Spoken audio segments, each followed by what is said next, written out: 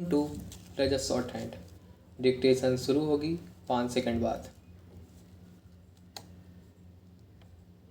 Ready start. सभापति महोदय, सरकार ने कई कृषि फार्म खोले हैं। क्या ये फार्म घाटे में नहीं चल रहे हैं? अगर सारे खर्च जोड़ दिए जाएं, बड़े बड़े अधिकारियों के वेतन जोड़ दिए जाएं तो पता चलेगा कि सारे ये कृषि फार्म घाटे में चल रहे हैं। क्या इसी तरह से आप सारे किसानों को घाटे पर खेती करने के लिए मजबूर करेंगे? जिस क्षेत्र से मैं आता हूँ वहाँ एक पुल बना है। मैंने 10 वर्ष तक अपनी विधानसभा में इस पुल के लिए कोशिश की है। जिस दिन से मैं यहाँ आया हूँ बराबर उसकी चर्चा करता आ रहा हूँ, बराबर कोशिश कर रहा हूँ। मैं कहता हूँ कि गंगा पर वह पुल बने। उस पुल को बनाने का आश्वासन भी मिला था। एक प्रश्न के लिखित उत्तर में यह जवाब दिया गया था, यह कहा गया था कि इसको हाथ में लिया जाएगा। अब मालूम हुआ है कि उस योजना को उठाकर ताक पर रख दिया गया है और यह पुल नहीं बनेगा। इन लोगों ने क्या कसूर किया है, यह मैं आपसे जानना चाहता हूँ। हमारे क्षेत्र के लोगों ने पाकिस्तान की लड़ाई में सरकार को हर तरह का सहयोग दिया था, हर तरह की सहायता दी थी।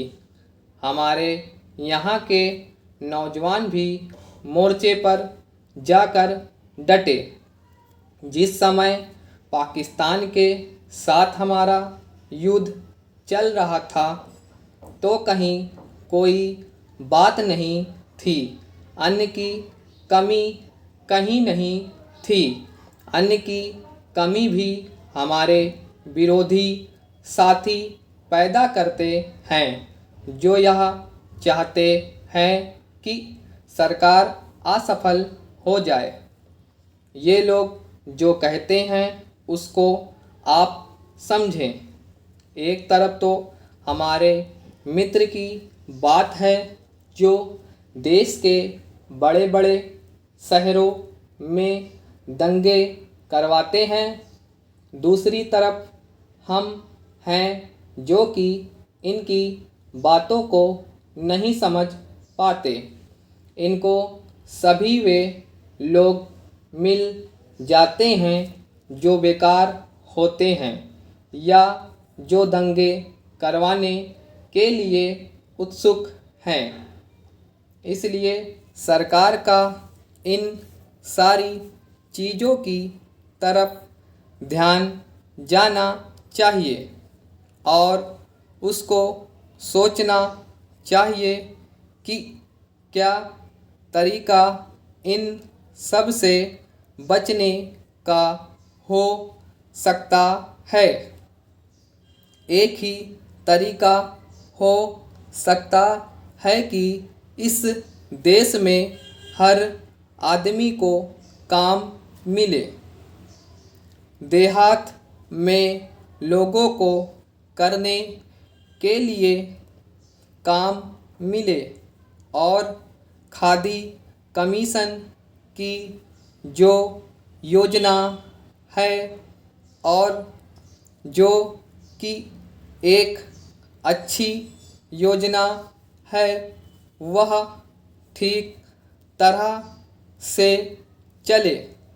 सौभाग्य से मैं आर्य समाज संगठन से संबंध रखता हूँ। स्टॉप।